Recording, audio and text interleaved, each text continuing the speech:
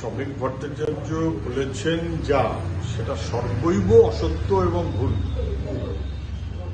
47 সালের 20 জুন বাংলার আইনসভায়, তখনকার বিধানসভায় ভোটাভুটি হয় 4 দফায়।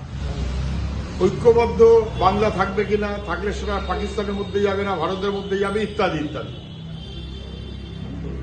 মুসলমান প্রধান পূর্ববঙ্গ, সেখানকার প্রতিনিধিরা তাদের আলাদা ভোট, হিন্দু প্রধান পশ্চিমবঙ্গ অংশ তাদের আলাদা ভোট, ইত্যাদি ইত্যাদি।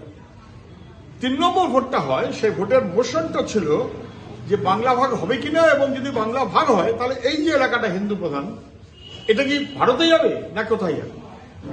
এইখানে এই ভোটাভুটিতে 58 জন ভারতে ভাগ হয়ে ভারতে থাকবে, এর পক্ষে 58 জন ভোট দেন, বিরুদ্ধে দেন 21 জন। কারণ ভাগ হবে ইতিমধ্যে ঠিক হয়ে গেছে। এবং তাতে এই 58 জন যারা ভোট দিয়েছেন, এর মধ্যে প্রস্তাবক শ্যামাপ্রসাদ মুখার্জি নন। আচ্ছা, যদি উনি মনে করেন যে উনি সমর্থক, ওনার কিন্তু সমর্থক ছিলেন আর মাত্র একজনই, তার নামও শ্যামাপ্রসাদ মুখার্জি, এবং উনি একা। তা ওনার প্রস্তাবে জ্যোতি বসুর সমর্থন, এই কথাটা ঐতিহাসিকভাবে অসত্য, ভুল, ভ্রান্তি। এগুলো বলা হচ্ছে ইতিহাস বিকৃতির মনোভাব।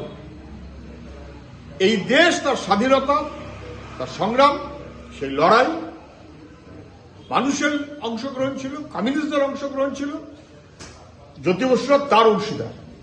আর ব্রিটিশের পক্ষে বিশ্বাসঘাতকতা করেছে কি দালালি করেছে, সেই অংশের পক্ষে ছিলেন শ্যামাপ্রসাদ মুখার্জি। নেতাজি সুভাষ বোসের শ্যামাপ্রসাদ সম্পর্কে কমেন্টগুলো শুনে নেবেন, পড়ে নেবেন, তাহলে বুঝবেন যে নেতাজি সুভাষ বোস সহ বাংলার মানুষ তারা শ্যামাপ্রসাদ মুখার্জিকে গ্রহণ করেননি, বর্জন করেছেন। বাংলার স্বাধীনতার পরে রাজনীতিতেও সেটাই স্পষ্ট। ফলে অসত্য জেনে বুঝে ইতিহাসকে বিকৃতির প্রচেষ্টা করছে শ্রমিক ভট্টাচার্য। শ্যামাপ্রসাদ মুখার্জির প্রস্তাবে জ্যোতি বসুর সমর্থন না বলে ওরা বলা উচিত ছিল শ্যামাপ্রসাদ একা, কমিউনিস্টরা বলেছে তখন 3 জন। সবাই কেউ বক্তৃতা দিতে পারবেন না, শুধু ভোট দিতে হবে, হ্যাঁ অথবা না।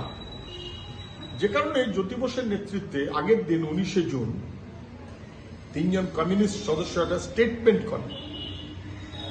স্টেটমেন্টটা পড়ে দেখলে বুঝতে পারবেন যে কি সর্বনাশের মধ্যে পশ্চিমবাংলাকে বা বাংলাকে নিয়ে যাওয়া হচ্ছে, এটা স্পষ্ট। আমি আরো অনেক লেখা আছে, রেফারেন্সে গেলাম। কিন্তু যখন ভোটটা হয়, তখন সেই ভোটে 58 জন এই প্রস্তাবকে সমর্থন করে যে বাংলাটা ভাগ যখন হতেই হবে, তাহলে পশ্চিম অংশটা বা হিন্দু অংশটা ভারতের মধ্যে থাকবে। 58 জন, তার মধ্যে না 58 জন, 58 জন, 21 জন তার বিরুদ্ধে ভোট দেন।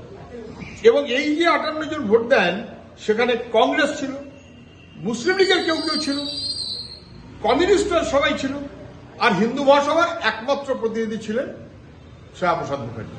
তো শ্যামাপ্রসাদ মুখার্জির সমর্থনে 54 জন, এই কথাটা কোথা থেকে আসলো, কোন পাটিগণিতে আমি জানি না। এটা বিজেপির ম্যানুফ্যাকচার হোয়াটসঅ্যাপ প্রোপাগান্ডা। যদি নতুন কোনো নিয়ম বলবৎ করে, তাহলে প্রাথমিকভাবে তার কাজ হচ্ছে সর্বদলীয় সভায় আলোচনা করে করা। সর্বদলীয় সভাকে বাইপাস করে নিজেদের মতন করে করবার এই যে চেষ্টা, এটাতে স্পষ্ট যে আসলে উদ্দেশ্য খুব খারাপ। তাহলে এটাকে বলবৎ করা যাবে না, এটাকে বাতিল করতে হবে। পশ্চিমবাংলাতেই হোক, কদিন পরে ভোট আছে পশ্চিমবাংলা, এখন বিহার, পশ্চিমবাংলা, তবে যে কোনো জায়গাতে সরকারের বা কমিশনের যদি সদর্থক মনোভাব থাকে, তাহলে সবার সঙ্গে আলোচনা করে করছে না কেন? সবার সঙ্গে আলোচনা না করে গোপনে জবরদস্তি চাপিয়ে দেবার এই মনোভাব, এটা আমরা মানছি না, এটা বাতিল। বাংলা খবর, আপনার রাজনীতি, আপনার আওয়াজ।